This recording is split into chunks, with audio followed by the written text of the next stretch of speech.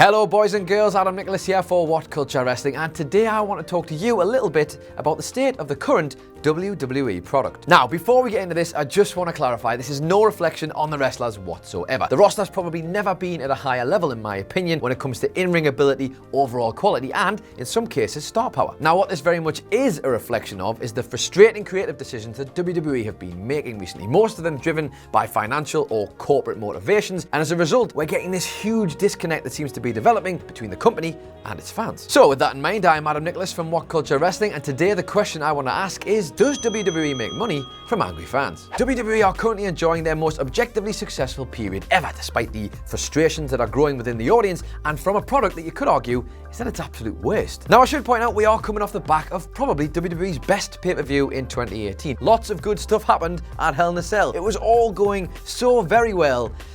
And then we got the finish to the last match of the night, which was probably one of the dumbest finishes I've seen in a very, very long time. But that could probably sum up WWE in 2018, couldn't it? All the potential in the world to be really, really good, and then just when you need them to deliver at the exact moment that needs to deliver for the fans, they fail. They fall flat, the fans go home unhappy.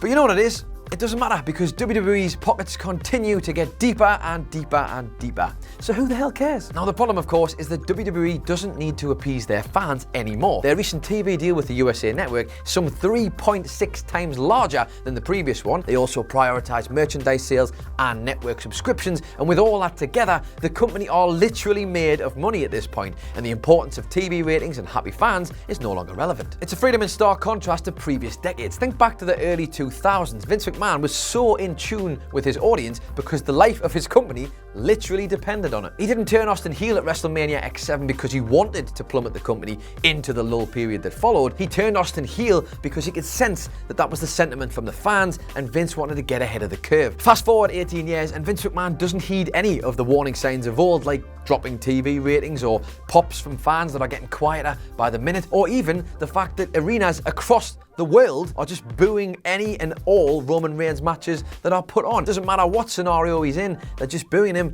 because they don't want him. Vince McMahon is in a position where he can be as stubborn as he likes with his vision for the company because he can afford to do so. And the fans, who were once deemed as having the power, can now either get on board or they can get the fuck out. Roman Reigns is still the guy a full 3.5 years after being loudly and definitively rejected by fans. Storylines are extended beyond plausibility for the sake of simplicity, and overall, victories and losses don't mean anything anymore. Performers don't advance up the card, they don't get knocked lower down depending on defeats. It's all a bit of a mess, really. On top of that, the general structure and narrative storytelling elements, especially the face-heel dynamic, well, they just seem to have abandoned that entirely and are just making it up as they go along. And that's only really the tip of the iceberg, truth be told. But the main takeaway here is that we've got a main roster product in 2018 that is apparently so deeply, deeply unpopular with the fan base, and yet, if you look at WWE's financial earnings, they're a company that are continuing to grow by the second. As per their latest financial press release, WWE's revenues increased 31% to $281.6 million, which was the highest quarterly revenue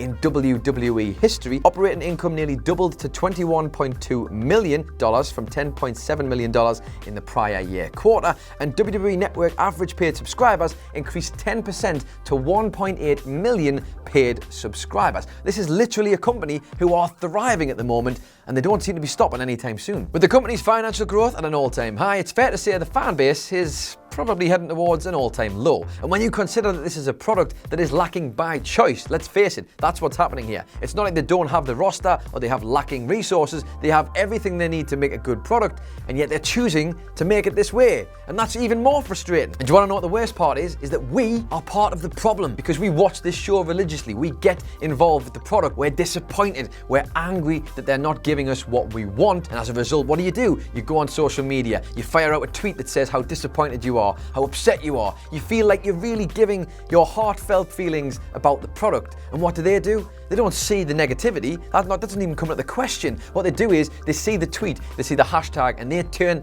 a negative comment, a negative conversation into hashtag engagement. They take that to their business partners, their shareholders, and they can talk about it as if WWE is the #1 conversation on Twitter. Yes, Michael Cole might spin it and say, look, Extreme Rules is trending #1 on Twitter. Yes, Michael, I'm sure it probably is. But when Asuka is part of that trend because people are losing their goddamn minds, because she has been completely steamrolled and made to look like an idiot after being this undefeated, unbeatable woman by Carmella and James Ellsworth in a shark cage. No wonder people are tweeting. And that's just it. You see, the what of that conversation is completely irrelevant because even bad news is still news. We as fans might think that a loud groan is intimidating and will cause change by booing whoever or whatever we don't like. But in actual fact, all WWE hears is that loud groan comes from the fans in their droves. They don't hear negativity. All they hear is a fan base reacting to their product. And that's all they care about. Whether it's good, whether it's bad, it doesn't matter. All they want is a reaction. Much like other established properties across the entertainment sphere, we're talking Marvel, we're talking Star Wars and the likes, WWE is now officially a license to print money. They can do pretty much whatever they want and it will get them a financial return. With that in mind, they reboot their franchise, they can elongate things to as long as humanly possible to ensure they get every single penny out of each and every one of their respective core fan base. So with the power to determine so much financial income and an influx of tailored content to boot, more corporate money than ever is being flung in WWE's general direction because they know for a fact they can guarantee there's going to be a return on that investment. So yes, hardcore fans may absolutely hate Roman Reigns and reject him as this new talisman for the new era, but it doesn't matter because the company already offers us such a wide and quality range of content on the WWE network, like NXT takeovers, original documentaries, and a wide and vast video archive that they're going to get our money anyway. We're already on board Vince's gravy train. We don't need a talisman to join in with the company any more than Vince McMahon does. So the masses voting with loud boos and disgruntled tweets means absolutely nothing. It's just bitching and moaning and complaining, as Paul Heyman put it. So unless we're prepared to vote with our wallets and affect change, there won't be any. Even still, at this point of WWE's global evolution, do they even need our money anymore? Is it almost immaterial? I mean, think about it. They've got this developing relationship with Saudi Arabia, which will essentially see them make an astronomical amount of money in exchange for giving them exclusive pay-per-views to put on in their country. I mean, look at the Greatest Royal Rumble, for example. When literally being given an illustration of money versus morals,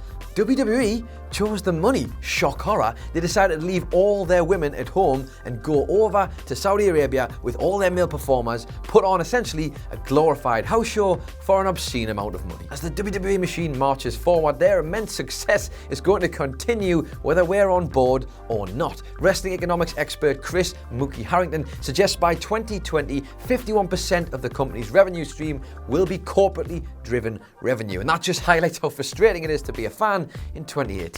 Listen, ultimately what we want and how we feel as fans doesn't really matter anymore. WWE have never made it clearer that the company's creative direction will not be dictated by the sentiment of the fans. WWE may not directly make money from angry fans, but until we are prepared to do something about it, until we're prepared to vote with our wallets, until we stop paying network subscriptions or do something that is going to have an impact on WWE's future, then we're just as bad as they are. So there you go. That is the rather depressing video about the current state of WWE's product. Listen, I don't want to be talking about this stuff any more than you want to hear it, but it is the conversation and we need to be having it because otherwise we're just lying to ourselves if we're pretending that it's all rainbows and butterflies. But either way, let us know your thoughts in the comments below. Don't forget to like and share. Hit that old subscribe button if you haven't already. If you want to read the original article by Michael Sidgwick, you can head over to whatculture.com/WWE right now and read that one with your eyeballs. If you just want some more video content though, you can find 2 more videos around here somewhere. I'm Adam Nicholas, and I'll see you next time.